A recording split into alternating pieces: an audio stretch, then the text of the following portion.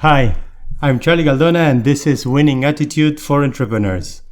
Today with an amazing guest, Gijbels is a designer, coach and entrepreneur. With a background in Industrial Design and Imagineering, he decided to innovate higher education, founding the Fundamentals Academy in 2016. Offering their own programs on human-centered innovation, service design, triggering and unleashing young potential, for sure adapting to the real need of our present, has called the attention of many universities and formal institutions in their seek to find ways of collaboration. Welcome, Jens. Hello, Charlie. How are you doing? Very good, thank you. It's amazing. Yeah, we can do it live now. Yes, with a distance. Finally. Yeah, it's been a roller coaster these months, and yeah, I'm really happy actually to do the podcast with the Zoom. I'm being able to do a lot of interviews with people overseas and in many places that probably physically would have been difficult. So in that sense, it's quite nice. But yeah, we are here in the Netherlands. Right now we are here in Utrecht in the Fundamentals Academy. And yeah, I'm really thankful for having this chat with you. Tell me about, let's get into the podcast a little bit about attitude and in general, but tell me about this place, the Fundamentals Academy. Good one. This place, so we're now in what we call the Fundamentals headquarters, which is a place where, together with another design agency, Bureau Ruig, we started to build a place where education and creative entrepreneurship would be blended. So what we try to do is offer a lot of space for young entrepreneurs and for entrepreneurs in Utrecht to have a physical studio, and in the open space in between, we offer programs for our students or trainings or workshops. And by doing so, we'd like to mix and offer students a real experience of the work field without being in a corporation. Yeah. Oh, that's nice. And about this place, because it's amazing. It's difficult. We cannot show it, but you showed me around. And it's we are really in the middle of the city in Utrecht and a really urban place, but it looks like we are really far away. It's really like a factory that you made a hip place inside, full of energy and interaction and really thought for teaching and learning. Yeah. And how do you design this from scratch? Oh yeah, well, funny. We were actually just looking for a small space. We were looking for a space where our own office could be and 1 or 2 classrooms. Yeah. And then someone appointed this insane building. It's almost 1,600 square meters of space, and we were like, we're never gonna do anything with that. It's too big. We cannot do that. And we got the opportunity to take it step by step. So we split the building into 3 parts, and per part we started designing it. So first adding programs for university and add our own programs, then a few entrepreneurs, and then we start building from that. And every step we took, we learn more about what creative designers and entrepreneurs needed in their space and how we could build it to make it more of an open space. And now it's what it is now, but it really grew organically together with other people. So step by step, we were able to take on a building like this. And now, because it's actually just a side job to have this building, we just wanted to have a space where we could work with our students. But it became a very nice place where it really is in mixing entrepreneurship and design and education. Yeah, talking about that, I saw, I heard from you and so on, read on the website and everything. You try to make a bridge because maybe it's something, a frustration. It comes from your days of study or as a designer, as an entrepreneur. You're building this bridge between the knowledge and institutions and doing things. Yes, really hands-on things. Tell me about this revolution you want to build. Cool. And it's funny because you mentioned, I think most entrepreneurs or people who want to dive into entrepreneurship will recognize that anger is sometimes a very good source of change. Definitely. So if I look back, I think I have to acknowledge that I might have been angry at the moment when I started the company. I'm not anymore, thankfully. Yeah. I was working in universities and what I noticed is that there was quite a gap between having a degree and finding a job. And that gap was difficult to fill because students who just graduated, they find it quite difficult to articulate what is my value, what is my place in the world. And then the company, they're just looking for people they can hire, they can work with, but then they have to recognize what is someone's potential. So there was a difficulty there that it's quite difficult to match the one who's just out of the school or universities and the company needing or need new people. So we started off trying to bridge this gap between having a degree and finding a job.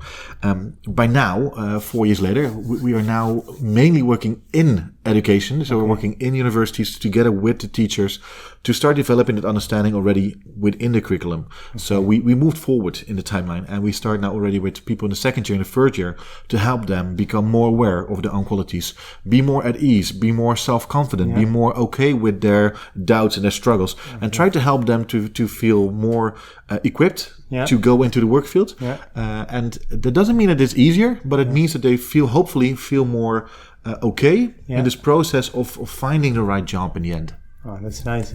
So, and somehow you made a little bit of a pivot on your first design of the business plan or whatever you did. I can imagine it was like, let's start like this. So now you're finding that kind of collaboration with bigger institutions with maybe a bigger budget and structure, that they need this startup-minded teachers and also that agility that maybe you have in this academy that they don't have. They might need to change a curriculum. It might take a lot of bureaucracy. I can imagine. It's assuming things. Yeah, and I think you're assuming rightly. One of the things that we often hear back is that so maybe it's good to articulate that Fundamentals Academy, we don't have any people on our payroll. We only work with a huge team of design entrepreneurs that we borrow from the work field, and we connect them to programs on dedicated moments. So the only thing we can do is the moment there's any question coming in, we start calling our network and see who's available, and of course we mix and we try to match the right persons to the right job. But we're going to look for the entrepreneur that has time, that is available, and that is fitting for the job that's asked for, which means we're quite flexible and way more than a university, because that is they build their program in the beginning of the year, and everyone is allocated accordingly. That means that there is not a lot of availability. So what entrepreneurs can offer is flexibility, is a different mindset. And what I like mostly is that it's not just about, we're not taking over work from teachers. We try to find a blend where teachers can be in their best modus and where entrepreneurs from the work field can add their perspective. So it's about having two different voices together being more powerful to the students we try to coach. Really, really nice. What about this? Well, you're definitely doing a lot in personal growth arena, because you're trying to build them, make them fitter for the real working life and working world. What do you think about the attitude? Because this is something that we talk about a lot here on the podcast, and I do believe that attitude is an exponential element in that formula of the value of one person. I heard one guy some years ago that he said the value of a person is the knowledge you might have plus the experiences you might build and go through, and that multiplies with the attitude. So it makes it exponential. And if you have a really bad attitude, you might have a lot of knowledge and experience, but then no one will remember you, and you won't be memorable in that sense. Yeah. What do you think about that? A very interesting approach. I think I recognize most of it. If you look at what we try to do with personal growth, so one of the things we started doing is add life coaching to all of our programs, which means that if you struggle with things that are not necessarily part of the job, and by doing so, I mean that, for example, as in a design project, designers will start asking you questions about how did you design it, what do you mean, where's your research, where's your source, but how to cope with having it's a bad moment or a poor moment in your project, how to cope with struggling in your team, how to cope with a family crisis that's happening at the same time as your deadline for your graduation project. How do you cope with those settings? So we added life coaching to help people be a more human, so help them as a human go through whatever they experience. So that's one. Help people to learn more about how your personal skills and your personal values can help you through difficult times in whether it's personal or professional, through difficult times. So that's one. The other, what we see is that we really believe that in its essence, every single person is a good person and is a nice person. Sometimes it's in how you're being perceived that there is an understanding that you're not. So we definitely try to work a lot with giving them feedback on how they come across. In some of the programs we work with, for example, how people around you, what kind of first impression did they have of you? Okay. It doesn't say anything about who you are, but it is about what people think of you when they first see you. And giving that back to someone allows you to say, well, if that's my first impression, I don't want that. Let's change it. Yeah. And we offer people tools and knowledge mainly on how do you come across.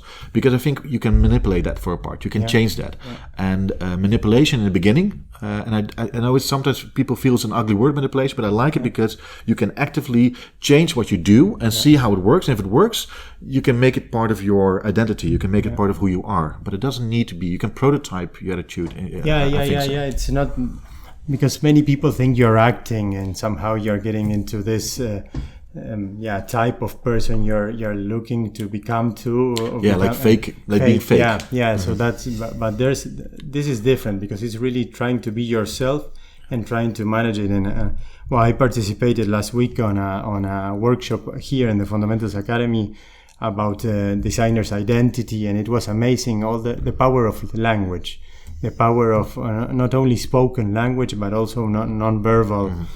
And it was really the whole day with hands-on things, doing stuff, and we, also getting out of the comfort zone in many cases. So it was really nice. You call yourself a designer of future professionals. Yeah, I wrote that down, and I'm very happy that you found that.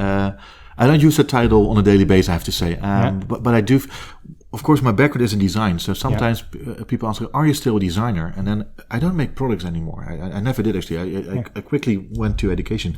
So I don't have a portfolio of things I made, things you can buy that have my name on it. But I do feel that I use a design way of thinking and working to build programs to help mainly young people. But also the way you do everything in life is design. Definitely. And that's why I do feel that I'm a designer, but maybe I don't design stuff anymore, but I help design people's future. And I mainly say help because it's not my design. I'm not telling them you're going to be a fashion designer in 2 years. But my quest is find your most honest, your most authentic you in both personal and professional life and try to celebrate that. Yeah. And what I like most, because also talking about the attitude, for some people, the winning attitude is not a loud voice, is not a good pitch. For some people, the quality of being winning, as you also said, winning from yourself in a way, is mainly because you can accept that you might have a different approach, that you might be a researcher, you might be a silent voice in the team, but the one who's driving the team. If that's your approach, then you can still move mountains. And the funny thing, even our program, Designer's Identity, which is designed to help designers find their own true explanation of who they are. The conclusion of the program can be, I'm not a designer, because it doesn't matter. It's about finding the part that you like most, find the place where you feel most valuable, most valued, and try to see if you can nurture that and use that to build your own identity as a professional. And it can change over time.